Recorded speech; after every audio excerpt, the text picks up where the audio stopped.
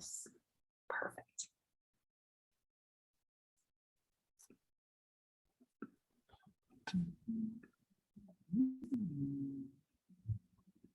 Okay, hi everyone. Hi, I just want to make guys. sure that you can hear me and hear us well. See the participants coming in.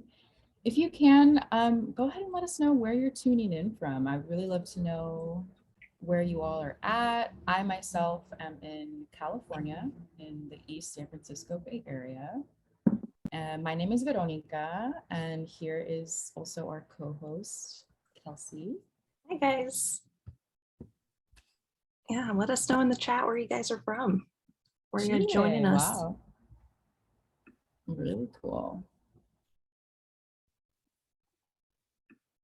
India, Ghana, wow.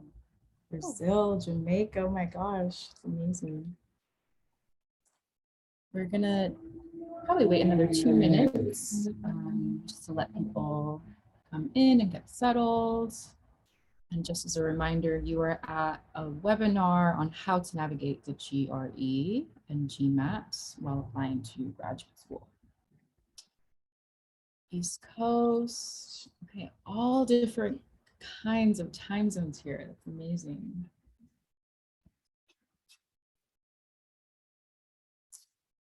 And maybe you can drop something else in that chat too, like maybe what do you like on your pizza if you like pizza?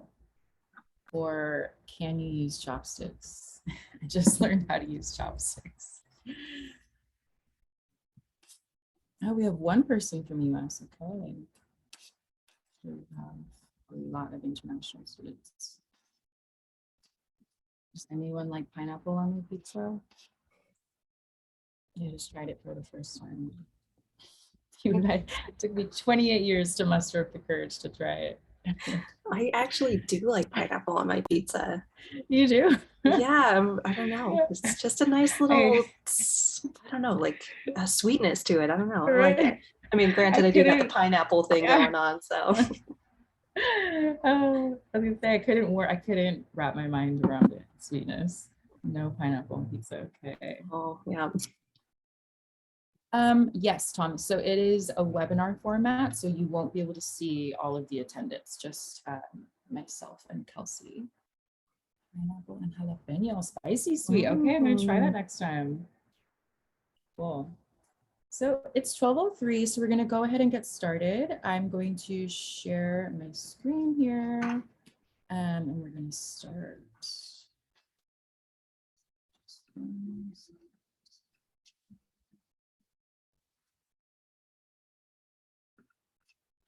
All right, everybody.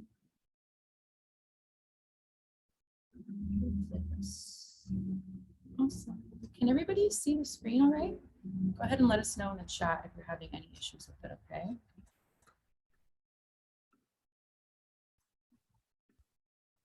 Okay, all right, as long as I got one yes, we're okay. All right, so this is our webinar on how to navigate the GRE and the GMAT while applying to graduate school. And like I said, my name is Veronica. I will be co-hosting with Kelsey here. I will kind of be leading us through the slides, and Kelsey will be doing the heavy lifting, monitoring your questions, which I'm sure a lot of you probably have your own specific questions, and a bunch of you probably share questions. So definitely look out for questions in the chat that you feel are also why you're here, so you can kind of re-emphasize them. And we have just a few pointers and tips for you all, and a little bit about our own experience too. So I'll go ahead and get us started in that direction. So with the chat, if you guys will actually use the Q&A as much as possible, that helps us monitor it a little bit better, but I will keep eyes on both. Yes, thank you, Kelsey. Yeah, the Q&A is the best place to put your questions, and it's a lot easier for Kelsey to spot it there. So, as I said, my name is Veronica. I am an admissions instructor here at Magoosh. I'm a current PhD student in the humanities at the University of California at Santa Barbara. I'm going into my 4th year, which I hardly can believe. It has gone by so fast. And my research currently focuses on obstetrics and a little bit about the over-medicalization of birth. and alternative forms to birthing medicine and postpartum medicine, as well as abortion care. And like I said, I live in the East San Francisco Bay Area in California. Pass it over to Kelsey. All right, so also an admissions instructor here at Magoosh. I have my bachelor's in education, and I am currently a doctoral candidate in school psychology at Utah State University. My research is focused on self-regulated learning. So with being at Utah State, I am located currently in Logan, Utah. So Kelsey, do you want to start us off and share a little bit about how you navigated the GRE? Yeah, so with going into psychology, I needed to take the GRE. I know some of you guys are looking to take the GMAT, but we're going to kind of treat those pretty similarly as a standardized test concept on this webinar. With my experience with the GRE, I started with just trying to kind of study on my own. You know, I looked up sort of some resources of what I could do, what I would need to study. I got a couple books and different things like that and tried to see what I could study on my own. I was using Khan Academy and all sorts of different things. I took the GRE and decided I did not have the score I necessarily wanted. And then from there, I decided to try a little bit more support. So I got into Magoosh's GRE program actually, and used that to study and ended up getting quite a bit higher score on the second round. And it is exactly where I needed to be at. So that was kind of my experience with taking the GRE.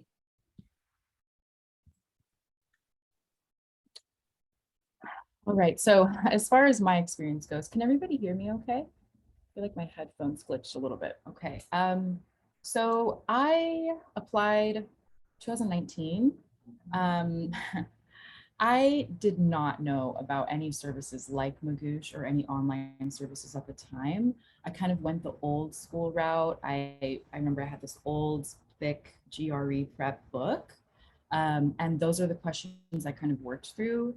I tried to gauge where my base score was at and tried to kind of see where I needed to go in order to get into my ideal programs. And I'll be honest with you, it was a little challenging. I was working at the time and I needed to muster up the discipline and the focus to also study, like on my free time, and study math and mainly the math portion that I hadn't really looked at in probably like 5 years. So that was pretty challenging to me. I did give myself though enough time to take the exam twice, which I'm really grateful I was able to do, in the sense that I planned out about a year before the application was due, and I gave myself enough time to prep about 3 months before the exam for the first time, take the exam, and then I got my score back. I knew I really needed to improve, and I gave myself another 3 months to take the exam. And for me, the GRE score was pretty important as far as funding goes within my department. And that really does differ within different programs. But I just wanted to kind of bring some attention to that knowing your score and knowing what kind of score you need to get for a particular amount of funding or fellowships or TA-ships, however your program defines them, might also be something that you'd want to pay attention to too. But let's go ahead and jump to the tips that we have today. There we go. Timing is everything. That is our first tip. And that's kind of something that I touched on as well, as far as giving yourself plenty of time to study. Will you have time based on the time frame that you have now to take the exam again if you need to? So I wonder if all of you are thinking about that, if maybe you can let us know in the chat when your application is due. And if you are expecting to give yourself enough time to take the exam again, or if you're kind of hoping to get it done one and done and hoping for your best score the first time. So Sarmad said that their round 2 is January 5th. Oh, so your application might, so it seems like your application might accept the GRE after you submit your application. Okay, yeah, so these are really important things to consider. Round 2, January 28th, GMAT in November. Okay. Yeah, I know for some programs, you can actually submit your essays and all of your other materials first, and then you can submit those scores a little bit later. That is true, and that's something you really look out for. Oh, Maria says already on the second retake in August, earliest applications are due until December. Wow, that's a great timeline to be on. Kelsey, do you want to filter through any of these questions here? Oh yeah, we can start hitting some questions if you'd like. All right. Oh, hey, this one actually kind of hits with what we're talking about. So planning to apply for MBA in round 2 in January 5th. Given that almost done with PS, would taking the GMAT in mid-November be too late for that January 5th deadline? Haven't started prepping just yet. Okay. Mid-November be too late. So in my experience, you are actually going to speak to the, how would we describe this? The system that you are taking your GMAT through. So the company that you're going through, and inquire about how much time it takes for them to process those scores and send them over to actual programs. I know Kelsey had shared previously that she did apply to a program that required physical hard copy test results. So that's really different from a program, say like my own, which was all digital. So I took the exam and I believe I got those scores in under 3 weeks.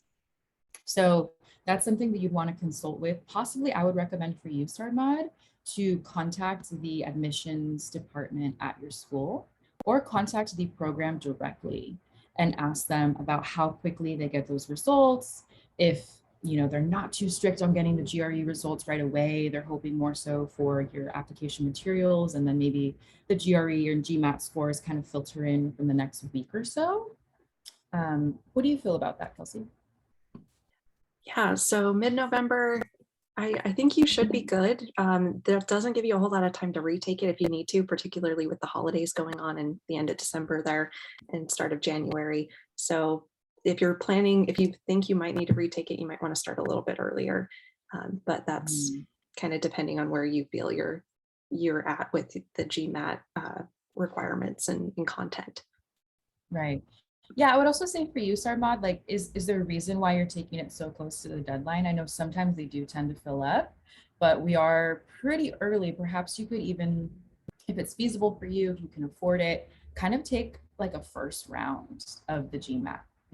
That's kind of something that I did. Like I took the GRE basically knowing I would take it again. Personally, I'm not the best test taker.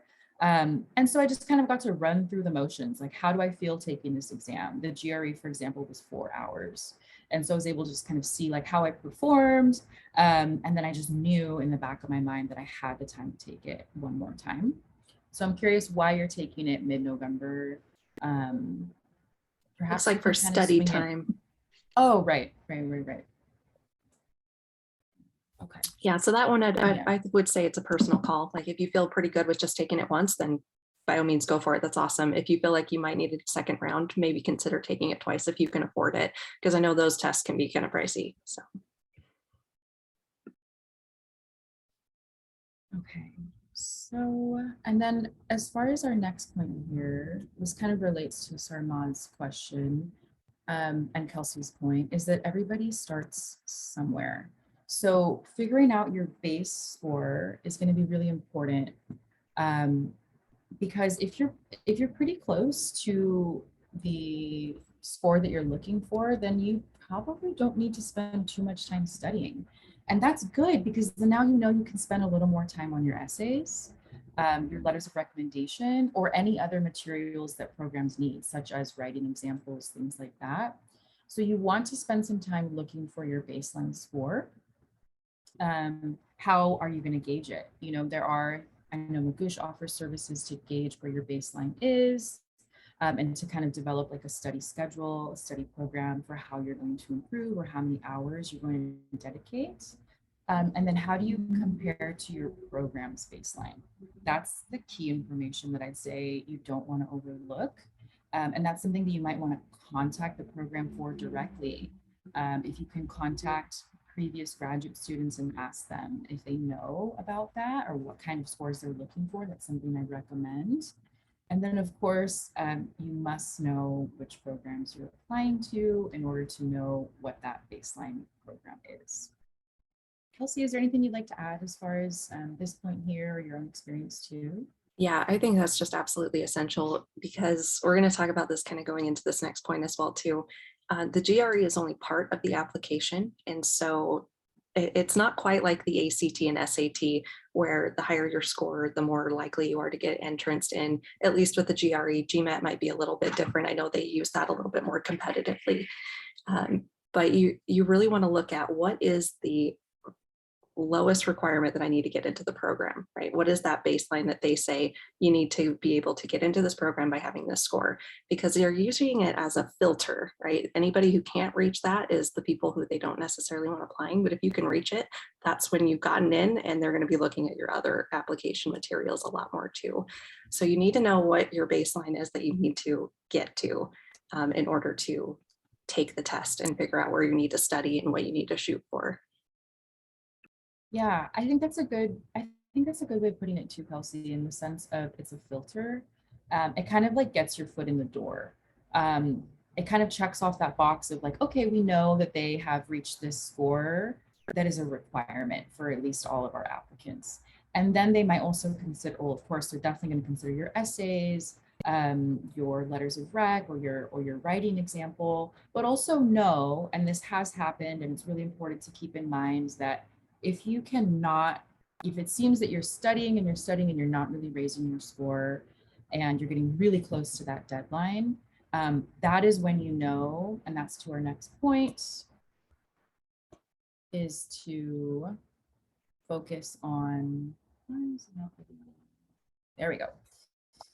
Is to focus on other aspects of your application, because you're not just a score, you're not just a number on the board.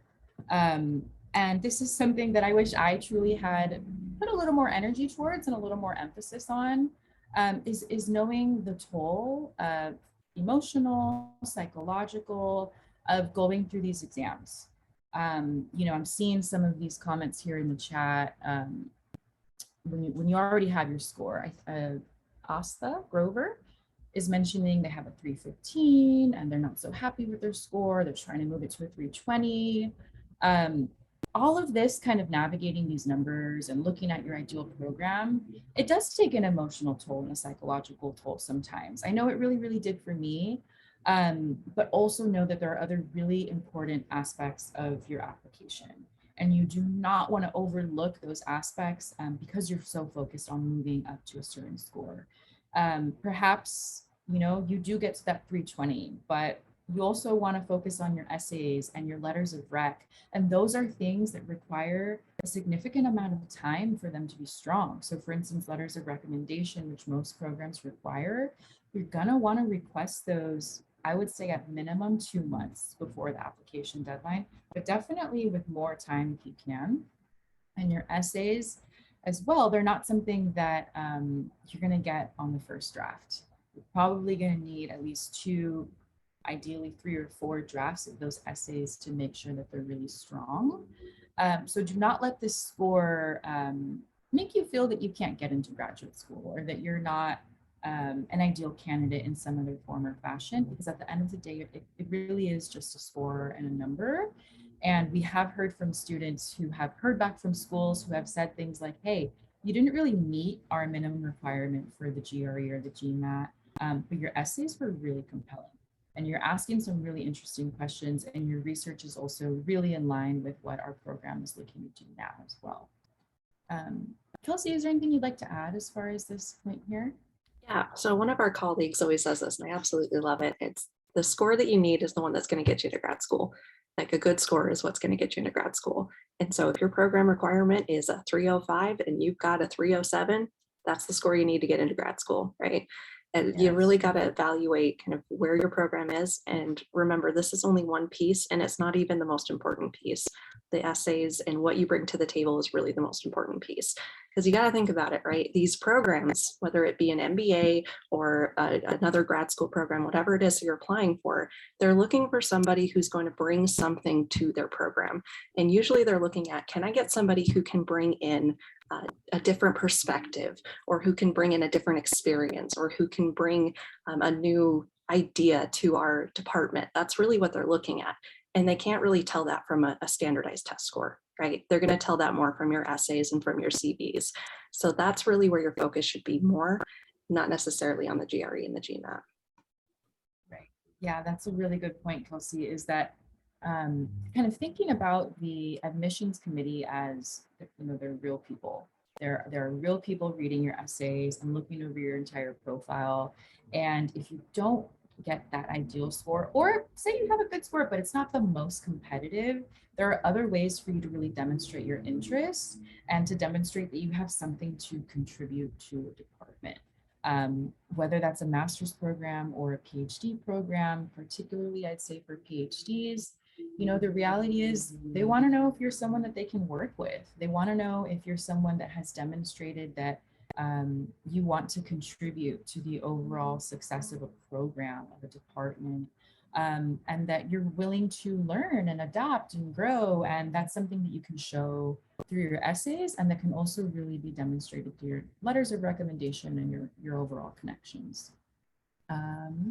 We do have a few questions, but it also kind of looks like people are popping those questions in the chat. So maybe we can filter through some of these. And I also encourage you all to share some of your own experiences too in the chat, as far as how you're navigating and how you're approaching this, especially being that we are at a really wonderful time in the summer right now to kind of build and develop a strategy for the fall, since most programs are accepting, November, December, all the way up until January. And B, that's a good segue here. We've got a question about how would you structure GRE prep if you've got a short amount of time to study and you're not quite where you want to be with your score? Yeah, that's a hard one in the sense of 3 weeks is a quick turnaround. First practice test was 295, desired score is 310. I think you're gonna have to develop a system, Thomas, that is going to allow you to focus on what areas need improvement in order for you to get to 310, and which areas you're gonna really focus on the most over those 3 weeks, as well as how you're gonna allocate your time. If you're currently a student, if you're currently working, you're going to have to be realistic about how much time you can allocate per day and what your study method is going to be. I would say personally, if I had 3 weeks to try to improve my score in that way, I would get really serious about my focus method and my focus approach. Saying you're going to study for 3 hours is one thing, but thinking about how you're going to maintain your focus for those 3 hours and how you're going to kind of monitor your improvement is another thing too. I would say for me, something that has really helped me when I need to study for exams, and it's not something I'm super excited about, is to focus on what my focus strategy is. So what I mean by that is some students do really well with the Pomodoro method. That's focusing for 25 minutes, razor sharp focus, 5 minutes off, 25 minutes, razor sharp focus, 5 minutes off. And that helps your brain and your body kind of basically get through all of the work that you have to do. I do a 90-minute focus window because that's what works for me. So I would get really serious about what my strategy will be, what my study strategy will be, and how I'm gonna basically parse up which portions of the exam I'm really focusing on to improve on, and which ones maybe in those 3 weeks is not necessarily feasible for me to rise that quickly. What about you, Kelsey? Do you have anything to say as far as a 3-week turnaround? Yeah, that's kind of where I was at in my second round. So when I first took it, so I was, before I was in grad school here, I was a teacher, a public school teacher. And so I only had the summer to be able to take the GRE. I was not going to be able to do that while I was teaching. And so I was like, okay, I got to get this done in the summer. So I was studying in the summer. I think I took it in July, and then I didn't get the score that I wanted. And so I think I had until the end of August to take it again. So I had about a month to try and raise my score. And so I noticed that the way that I was studying before was not working for me. And so what I ended up doing was actually getting the GRE test prep from Macouche. And that's kind of how I got introduced to this company, was using that GRE test prep. And I liked it because it focused me on my weaknesses. because you take a practice test at the start, and then it focuses you in on where are your weaknesses at, and then it tailors all of the content towards your weaknesses, all of the test prep tips, all of the practice sections, everything is targeted towards your weaknesses. But one tip that I did get from that program that I thought was incredibly helpful was don't focus on what your biggest weaknesses are, because you're not going to find a lot of gain in those biggest weaknesses in the short amount of time you have to study. Focus on where you're just barely missing a little bit, or where you're just not quite understanding the full concept.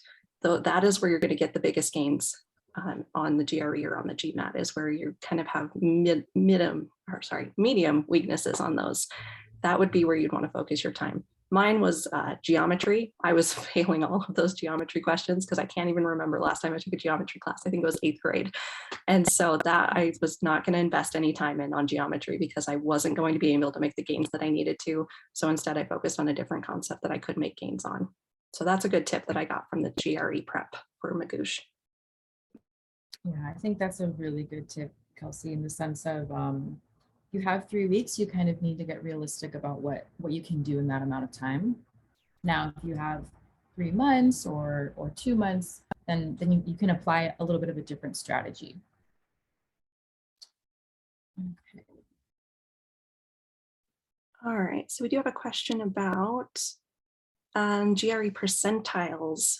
Wanted to know what score will be in the 70th percentile. So correct me if I'm wrong, B here. The percentiles depend on which test you get that day. Is that correct? Like it kind of changes a little bit because there's like 3 different GRE tests that they can give you. And depending on which one, it changes the percentile. Is that right? That's what I heard as well too. Okay. Which I don't know how it is that you would figure out which exam you got until after you take the exam. So that is a little bit of a challenge there. Yeah, I think you would just have to, I think they do on their website have some, on the ETS GRE website, I think they do have some kind of general percentiles on there. But I think they are very specific to which test you get that day.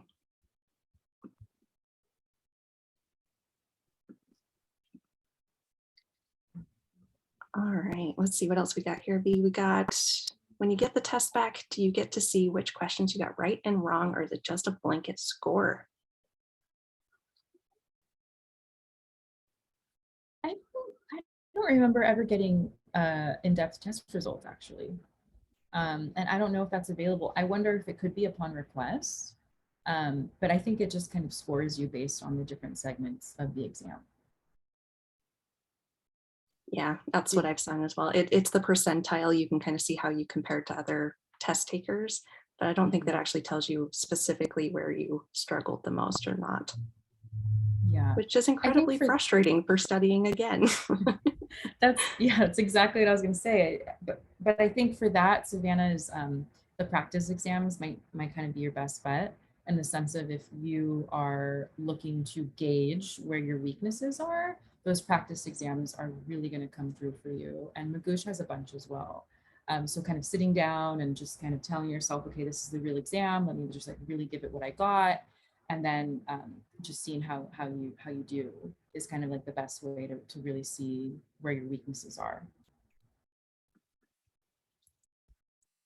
All right. Do you find out your score as soon as you submit the GRE without the essay scores, of course? Unless they made changes, which is possible, you don't. I didn't. I didn't see it right on the computer. I walked away from it. Did you see it, Kelsey? Yeah. So they give you at the very end, so after you hit the submit button on your last section, they give you a tentative score and they say it's open to being changed just because they throw in exploratory questions and whatnot. And so if those turn out to not be reliable, they'll throw those questions out and your score can change a little bit. Mine didn't change from what I saw after test day.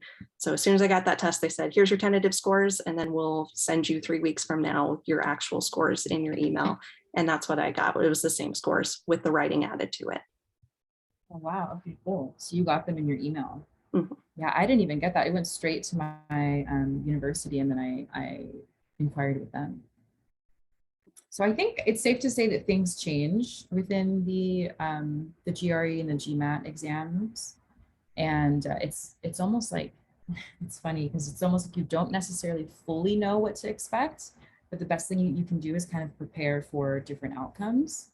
But that's good to know that you got it straight in your email and that you were able to see it as soon as you were done. That's kind of a sense of relief too. Yeah, relief or frustration, depending on what you end up getting at the end.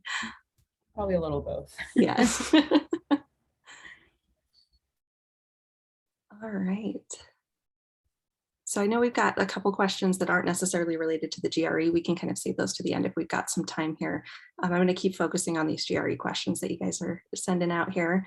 So currently working and have 2 months to prepare for the GRE. How do you suggest I prepare during that time? 296 on the first test, wanting a 315.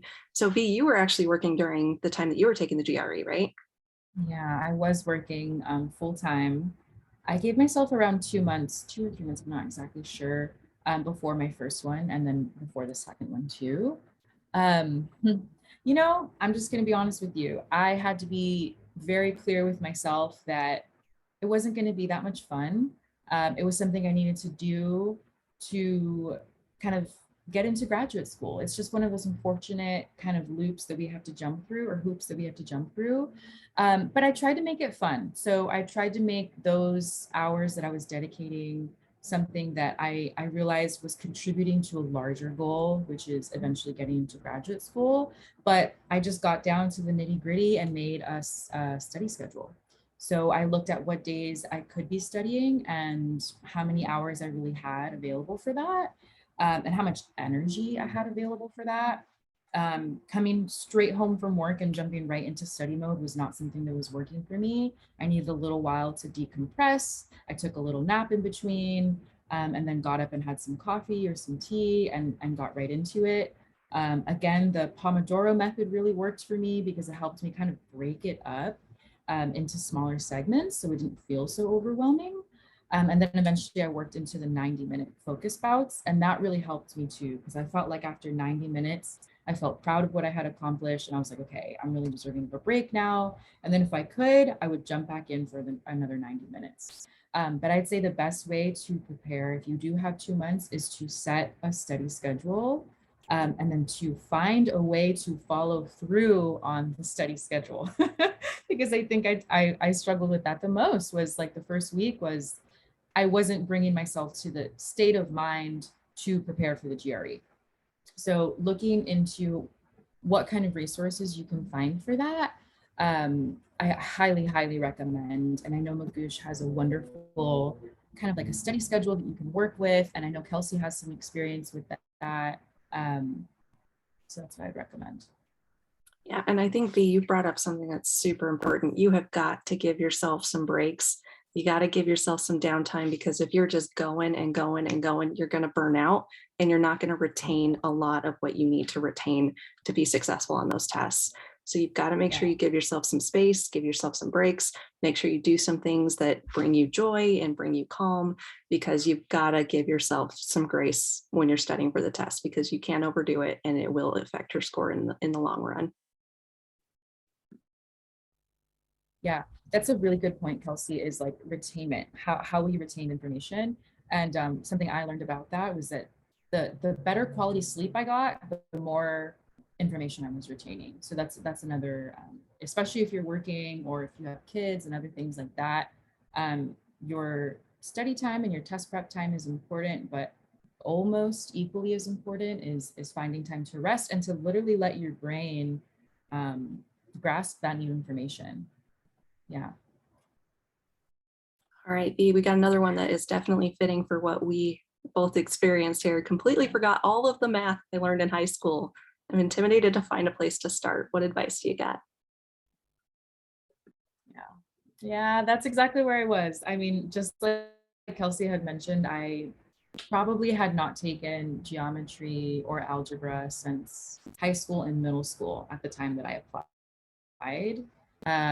So it was daunting for me because I have never really been a wonderful math student. And it was daunting, but again, I kind of just got honest with myself in the sense that this is something I need to move through in order to get to my goal. And warmed up to it. So I warmed and just starting slow, like just kind of ease yourself into it. Remind yourself, have a little bit of grace with yourself, and that it's okay if you're a little rusty. It doesn't really have anything to do with your overall intelligence or anything like that, or your value as a graduate student. It's just something that you need to brush up on. As far as like finding a place to start, I I think I just started with the practice exam. I just jumped right in and I just gauged it like, okay, let's just be honest about where I'm at, you know?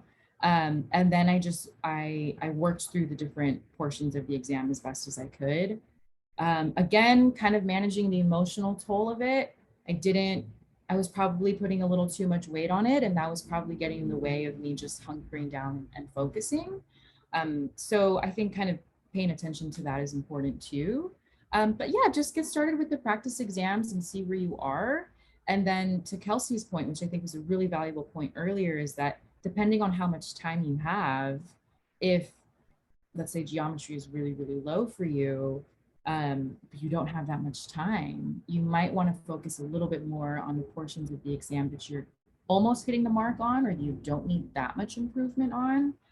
And especially if you're not going to be doing any math in your graduate program, typically, but it's a case by case basis, programs won't be too strict on that if they're obviously knowing that that's not your research. Yeah. What about you, Kelsey? Any advice on that one? Yeah, oh gosh, you got to take that moment to just be like, okay, this is going to be rough. And you just got to take that breath and take a practice test, take a second practice test if that's going to help you kind of zone in on some concepts. I was looking at different GRE prep websites and different GRE prep books just to kind of see what content was covered in those review books and those practice books. Or even on some sample tests just online. And that was kind of helping me figure out, all right, so geometry is like this much on the test and algebra is this much on the test and different things like that. So I could kind of figure out where I was a little bit weaker on those things. But like V said, those practice tests are invaluable for helping you figure out where you are at with your skill set. Yeah. Yeah, it's hard. It is hard to come back to math after so many years. And, you know, but trust me, once you get through the GRE, once you get through the GMAT and you get into your program, it's just behind you. And you know, so just keep that in mind too. Like keep that in perspective, you know? Okay, so let's see, we've got GMAT retake strategy question for verbal.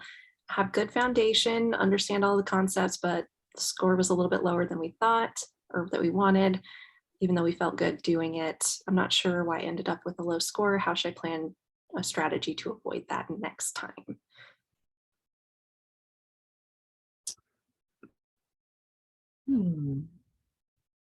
I wonder, Sarman, did you already take the exam or was that in your practice exam that you got the actual, that you got the score? Because I think something I don't think I have mentioned yet, you already took it, okay, is that performance, like test taking performance is something that you should all consider, is that doing these practice exams at home in the comfort of your home, you know, maybe you have some music playing, maybe you're just really comfortable, you have your dog on your lap, is a little bit different than when you actually walk into the exam, the test taking center. And that's something that I needed to consider for myself, and I already knew for myself, was that when it comes to test taking day, there's a little bit of a different level of anxiety, or even just like feeling like you're rushed. I remember feeling like I was rushed the first time I took it, and I actually had plenty of time when I finished. So kind of monitoring your time and all of that is something that you should consider, is like your actual test taking performance. So I wonder, Sarman, if you have considered that, like if you're reflecting now, oh yeah, I woke up a little anxious, or, you know, I was rushing, or I was reading things and wasn't fully grasping the content, but I was kind of just going through it, you know? So that's something to really consider, is how you feel when you're actually taking the exam. Yeah, and take some practice tests in the same kind of conditions will help too. I know GRE Mhm. offers some free online. I don't know if GMAT does offer some free tests online that you can use through their resources. But even just recreating those feelings in those moments where you feel rushed, you were on a timer, you're in a different location, you maybe didn't Right. sleep super great that night because you were stressing about the test. Just trying to recreate some of those conditions can help you see how you're performing in those environments as well.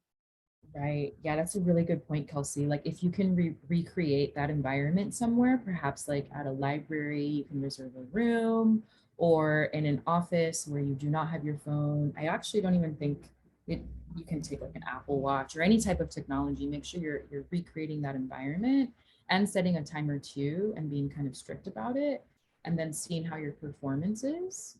Um, I can't really think of anything else that would a strategy to avoid it next time. It might also be into your like the quality of the sleep that you got the night before too.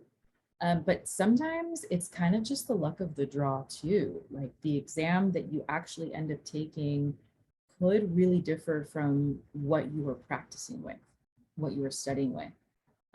So in that sense, I think kind of looking for the most like up to date practice exams might be a good recommendation too. I know that when I was studying, my practice material was a little bit out of date, and I realized that after my first exam too. Speaking of practice tests, how many do you recommend taking before the actual exam? It's a hard one. I think it depends on how much time you have. Um, I'd say at minimum two, and those are two in the sense of like the entirety of the exam. So, and kind of like Kelsey had suggested, um, recreating the environment, you know, setting a timer, not letting, if you can, any distractions in, at least two of those like full length ones if you can, if you have the time for it. But on top of that, if you have the room and space to do more, I think that's great. But make sure that in between these practice exams, you're giving yourself the time to evaluate your results and to adjust your strategy. So if you are just taking the practice exams, but not really kind of tweaking your strategy and your approach, then that might not be the most helpful for you. All right, analytical writing, that writing piece, how many words should you write? Oh, I'm not certain about how many words you should write necessarily, but I think it's more so about the content. If you are fully addressing the questions, providing the context, and demonstrating that you have a full grasp on the material. And I think that also goes, you know, for most things is like the words are not so much of importance as much as what it is that you're doing with those words. Are you demonstrating that that you understand the questions, that you understand how to respond to them, that you understood the reading example that was given to you as well. How do you feel about that one, Kelsey? Yeah, that one's, it's hard because 30 minutes is not a lot of time to write an essay. It truly is not. And so you really want to make sure that you are focused on getting what you need. You need to have an intro paragraph with a thesis statement in there in some form. You've got to have a couple body paragraphs to develop that idea, and you got to have a concluding paragraph. So I would focus more on paragraphs as opposed to word count. Because again, it's like you said, the content and what the robot grader essentially is looking for is going to be more on, do you use the keywords? Do you have the structure that they're looking for? Are you developing the point? Are you referencing the materials that they give you? That's more of what my focus would be as opposed to word count, because even for me, so I'm an English major, English teacher, 30 minutes was not a lot of time for me to get a good essay out. And so it was more focused on, okay, I got to make sure I hit on as many points as I can, as opposed to how long can I make this? Yeah, absolutely. Yes. Okay, so GMAT next week, practice tests are just resulting at about 650. Feeling mentally prepared. because my goal is to apply in the first round. Haven't started preparing for applications yet, so running a bit behind on that. What advice do we have for managing all of the things you need to put in your application? Yeah. In first rounds of the top B schools. Okay. So do you mean that you haven't started any of the essays yet? Is that what you mean? Or do you mean the actual application that you fill out on the website? I'm curious about that.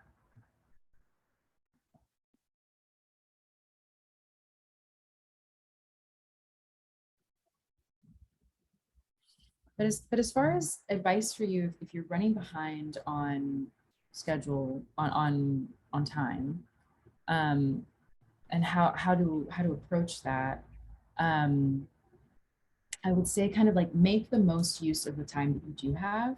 So with those essays that you're writing, definitely do not overlook how valuable it can be to have an extra pair of eyes on them. So seeking out someone who can give you some solid advice, some solid writing feedback.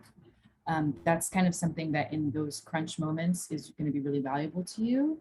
If you can find that through a service or through a platform, that's great.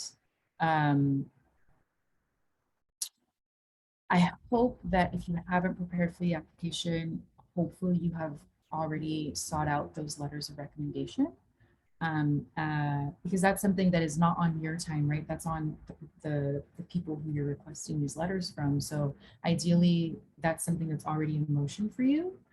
How do you feel about this one, Kelsey? Yeah, I think if you're feeling like you're running behind, you need to make sure that you get organized as soon as possible and then start prioritizing time based on what's the most important. So for your application, you definitely want to make sure you get the GMAT squared away with what you want, because that's where you're putting a lot of your energy. But then you need to look at the rest of it and say, okay, so I still need to have this, my essay. I still need to get my letters of recommendation. I still need to reach out to whoever and still need to do this, this, and this. And then you need to figure out, okay, what is my most important?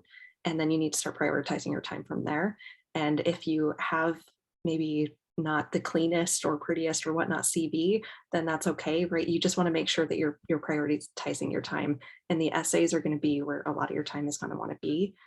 So that's where your next priority should definitely be for your application. Yeah, absolutely. And that's something that when you don't have a lot of time and you're working on writing and you're the only one reading it, it can be a little challenging. So definitely like reach out to people and see what people have to say about your writing and um, what it is you might be leaving out in your application that could really help strengthen it. But yeah, Kelsey's point is really what it is assessing your priorities with the amount of time you have. And try to streamline as much as you can. Look at examples of essays of people who have gotten in. Look at examples of CVs. Take a template for CVs so you're not building that from scratch. And try to find where you can get those shortcuts so that you don't have to spend as much time on those other resources. Yeah, absolutely. Okay, GRE at home or GRE at the exam center? Oh, I didn't know you could take the GRE at home. Yeah, so after I took it post-pandemic, and so they did offer a GRE at home option, or you can go into the exam center to take it. So I went into the exam center because I felt like going to a different location would have been more beneficial to me to get kind of in that mindset of testing, as opposed to being at home. But that was a personal preference for myself. I do know a friend who took it at home, and she felt more comfortable in her home and felt like she would be a little bit more prepared in her home to take it. So it really is just kind of a personal preference for you. I could have taken it from home because I did have to travel 2 hours to my nearest GRE center. So you really have to decide what's going to work best for you. Taking it from home, you got to make sure that you have like your room clean, conditions clean, you don't have any resources around your room, you are monitored. So you kind of have to decide what's going to be more effective for you as a test taker on that. Yeah. Oh, I didn't know that was an option. But yeah, I think to Kelsey's point is it's going to be different for everybody. If you have a wonderful home environment to take this exam and you won't be interrupted and you prefer that, then definitely take advantage of it. But if you're feeling a little shaky about doing it at home, maybe you just don't know, you have kids or you have housemates who might just be a distraction. Taking it at the exam just kind of makes it feel like really official, like you just kind of, what you're there to do. And so that could be a benefit to you too. But also, like, not everybody has a GRE test taking center near them. I know mine's was like 30 minutes away, so that was a huge advantage. So I think it really depends on your own resources and options with that one. All right, touching back on the writing section, how hard is it to get a 5 or a 6 on either of those?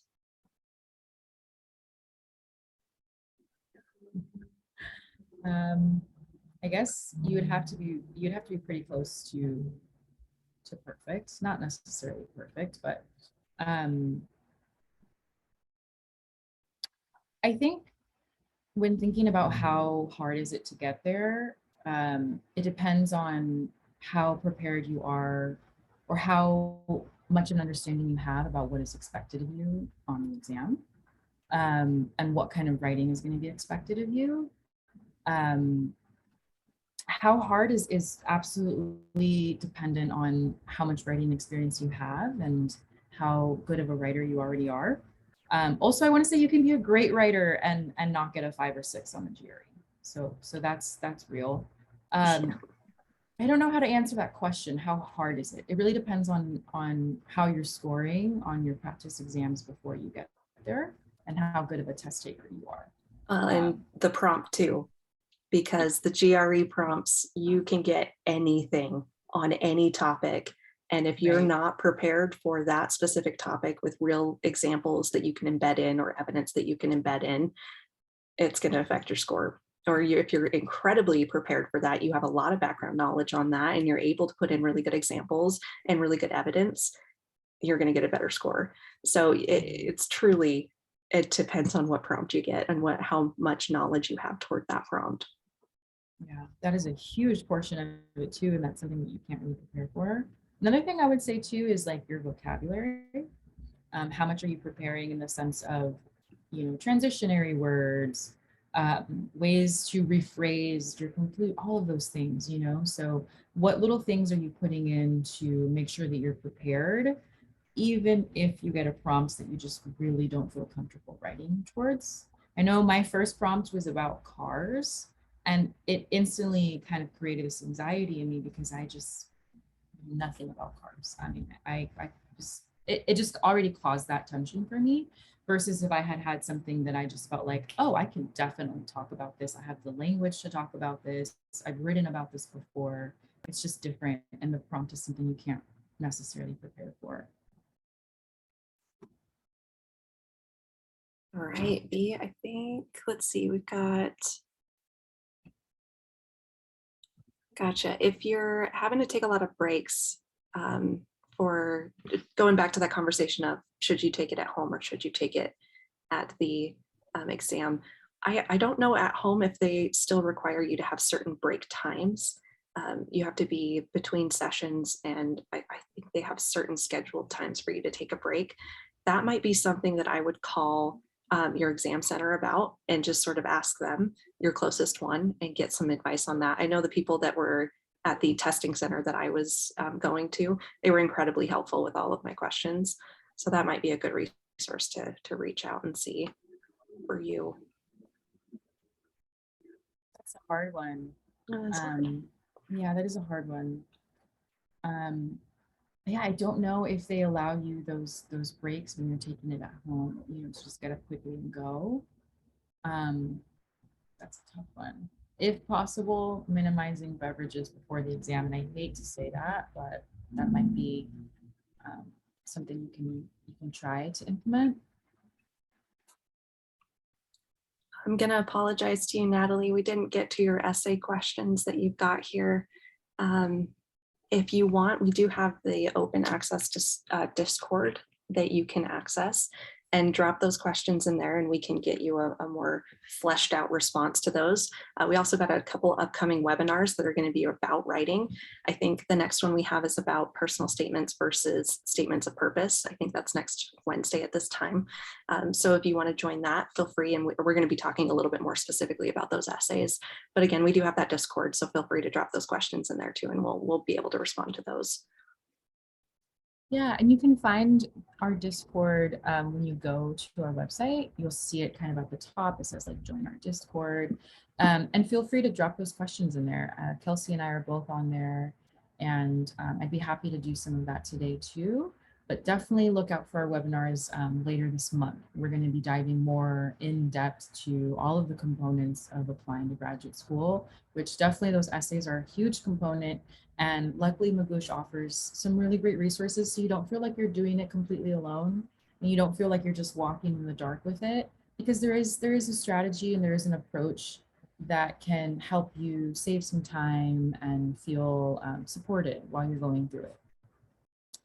Next slide, right? We've got all the info for our admissions course.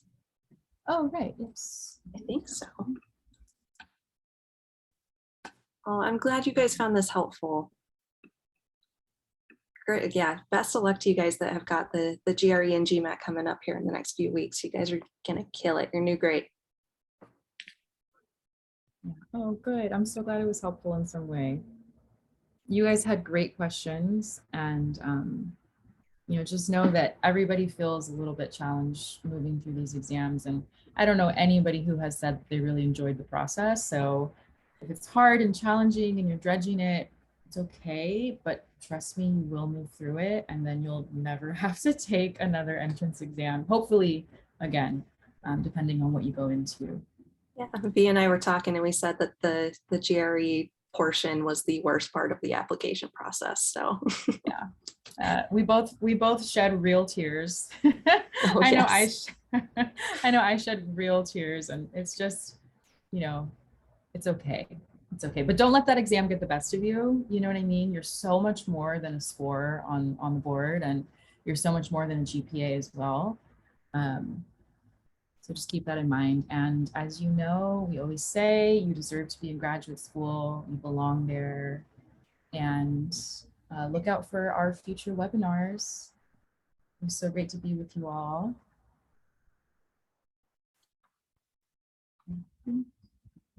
Oh, yes, you can see our course info down here. You can see our little QR code too. Yeah, so we got the QR code if you need more admissions help. We've got SOP courses. We've got different cohorts that you can be a part of where you can get help. We've got subscriber webinars that we specifically do for our subscribers. We've got Q&A sessions where you can join in and have some office hours and attention, a little bit closer attention to your applications. So feel free to check that out if that's something that might interest you. Yeah, we look forward to seeing you all again soon. Yeah, good luck, Take guys. care. Best of luck to you guys.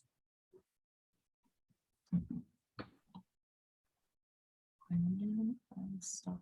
Oh, still recording.